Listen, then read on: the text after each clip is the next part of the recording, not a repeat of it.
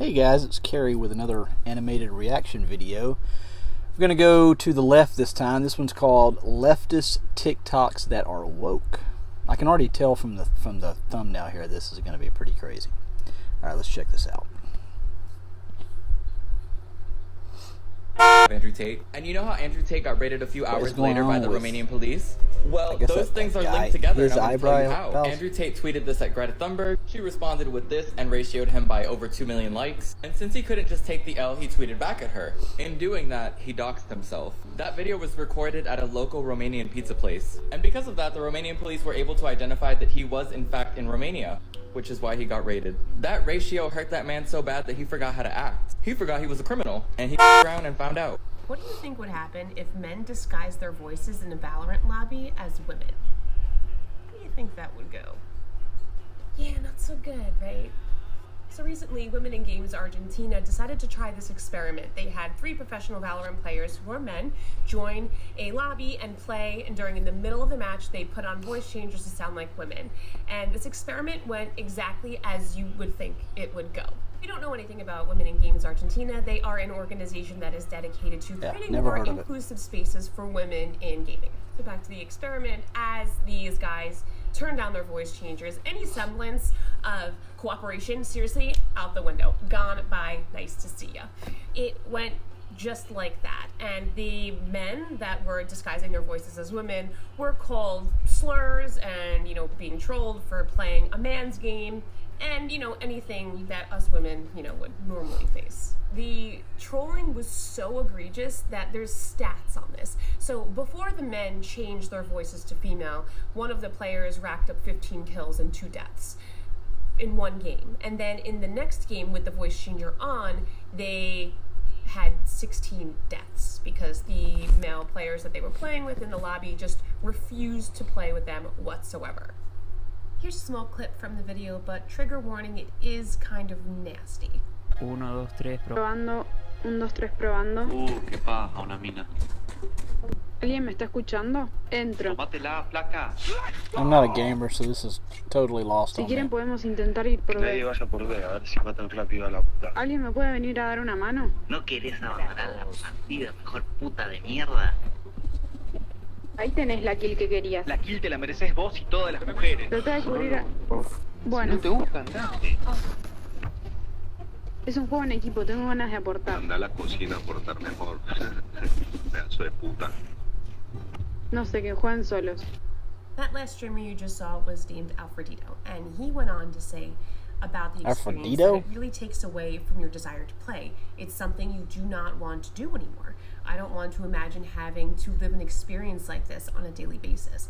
And unfortunately, that's the reality for most women who do try to start any sort of career or, even just a hobby playing an esports game. Experiences that these gamers have in this simulation or this experiment are all very similar. Lucius, the next streamer that goes on, after his experience, he says, honestly, you feel indignation, frustration. It's just very sad, really. This is exactly why women don't feel like they can pursue any sort of career in gaming or esports, because they are treated like this. The video ends with a quote saying, "The greatest difficulty of this game is not the gameplay." It's not the gameplay. We know that it's not the gameplay, it's the culture. And more experiments like this and bringing to What the hell are you talking all the about? difficulties that women face is really a great step, and hopefully will bring about change. Did you find a way to let me down slowly? A little sympathy, I hope you can. You really must be out of your mind if you think you can charge $50 for a tree branch that we've used for over 7,000 years. Then there's the audacity of calling it tribal brush. Your local South Asian or Arab store will have it for $1. Okay. Habari Gani, happy Kwanzaa. Kwanzaa? You mean that made-up holiday? Yeah, all holidays are made up. Kwanzaa is a non-religious, Pan-Africanist holiday from December 26th to the 1st. Each of the candles on the Kwanzaa Kinara represents one of the 7 principles. Umoja, or unity, is a commitment to working together between and across African communities. Kujichagulia is self-determination, or the right for African peoples to define ourselves outside of the definitions that are forced onto us. Day 3 is Ujima, or collective responsibility, a commitment to solidarity. Day 4 is Ujamaa, or cooperative economics. It's a commitment to working together in the share of resources and wealth. It can also be looked at as supporting Black-owned businesses. Nia, purpose. It's a commitment to working and living toward a common purpose of healing and joining together against the harms of exploitation. Day 6 is Kuumba, or creativity, a celebration of African culture through art, music, poetry, performance, and more. And the final day is Imani, or faith, not faith in a particular deity, but faith in the power of the people. The holiday was created in 1966 by Dr. Maulana Karenga. Today, Dr. Karenga is rightfully understood to be a problematic figure within the Black community. It is important, however, not to reduce the significance of Kwanzaa to one man's harmful actions. Because Kwanzaa is a newer, non-religious holiday that has to do with supporting African peoples and our contributions, we rarely afford it the nuance that other holidays enjoy. If you want to wish someone a happy Kwanzaa, you can tell them happy Kwanzaa or wish them a meaningful Kwanzaa. Or you can just say Habari Gani. Smarter in seconds.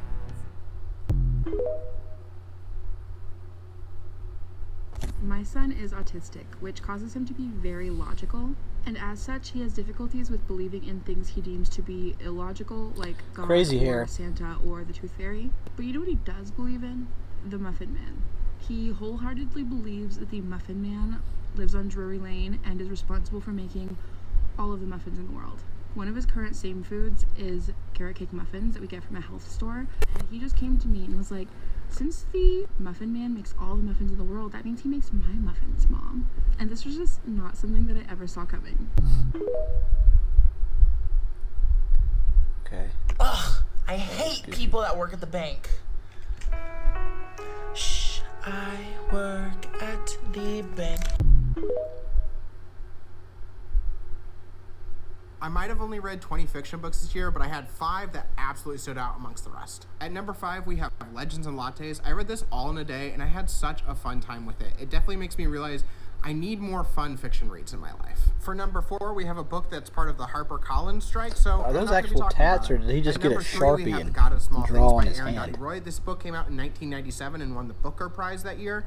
I absolutely love this. It's some of the most beautiful writing I've ever read, and it's a book I probably will reread over the years. Number 2 is Tomorrow and Tomorrow and Tomorrow, which is an absolutely beautiful book. It's gotten so much praise, and it deserves all of the praise. I love a book about friendship. I haven't really read very many, but now I'm gonna seek them out like crazy because of this book. And my controversial selection for my number 1 fiction read is Normal People.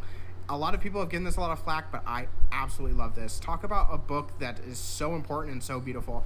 It's a book about the miscommunications of growing up in different classes, and it is phenomenal.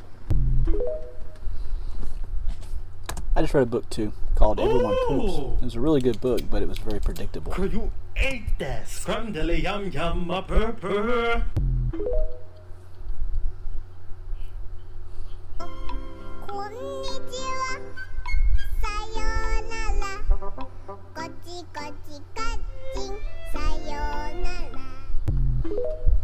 Yeah.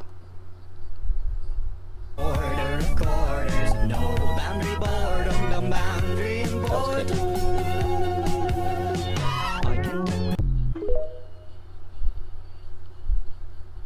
Because it is a trigger as an autistic person for me to be misunderstood. She looks so unhappy. And for people to lie about me. So that's, triggers the white supremacy too.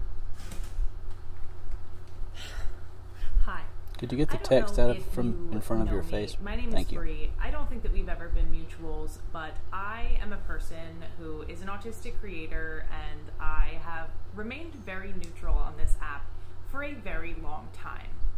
By neutral, I mean that there are a lot of things that have transpired within the autistic community on this app. Drama, arguments, people blocking each other, people doxing each other, people reporting each other. And I have never gotten involved. I have never opened my mouth. I'm also mutuals with a variety of autistic people, including autistic people who have been loved by the community since their very first post, and autistic people who have been very openly criticized, mass reported, and dragged through the pits of hell by other autistic creators. I am saying all of that to let you know that for me to be speaking on you, you must have done something very seriously wrong. Additionally, for autistic people who don't even like each other, who have historically had problems with each other, to all be saying the same thing about you, you need to listen, because something is very seriously wrong.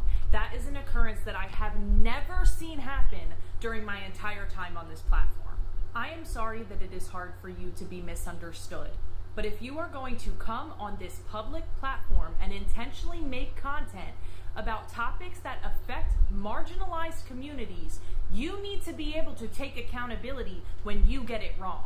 Nobody here is going to baby you because you are autistic. We are all autistic.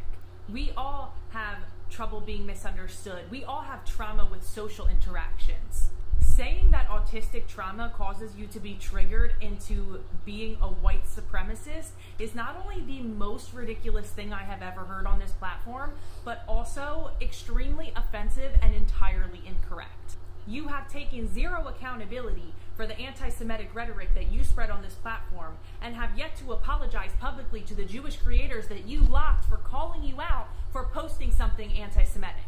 And by the way, you can take accountability and apologize while also I'm saying not sure that who maybe she's talking about. You didn't have the education, knowledge, or information necessary to make a good decision when you made those posts.